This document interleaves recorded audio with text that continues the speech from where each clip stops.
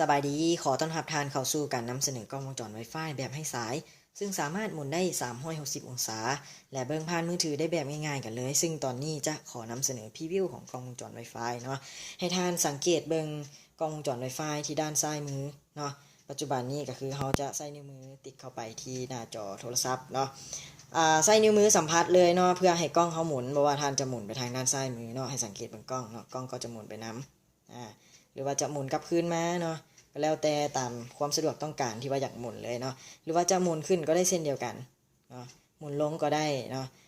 นอกจากนั้นใช้นิ้วมือติ๊กเข้าไปที่หน้าจอโทรศัพท์เนาะก็จะมีคำสั่งหลายๆคำสั่งขึ้นมาให้เราได้ยินเนาะถ้าท่านอยากฟังเสียงจากกล้องผ่านเข้ามาที่โทรศัพท์ก็สามารถติ๊กเข้าไปได้เลยเนาะหรือว่าอยากเว้าจากโทรศัพท์ส่งไปหากล้องก็สามารถกดปุ่มนี้ค้างไว้จะแล้วก็จะมีปุ่มที่ว่าว่าเป็นการถ่ายภาพนิ่งเนาะสามารถติ๊กได้เลยก็จะถ่ายภาพนิ่งให้เราได้เลยเนาะหรือว่าเป็นการรีคอร์ดวิดีโอต่างๆเนาะทางด้านเทิงก็จะมีการปีนภาพการกลับด้านของภาพหรือว่าเป็นการหมุนซ้ายหมุนขวาเนาะแล้วก็หมุนขึ้นหมุนลงอย่างที่หมุนอัตโนมัติเนาะติ๊กใส่กล้องก็จะหมุนไป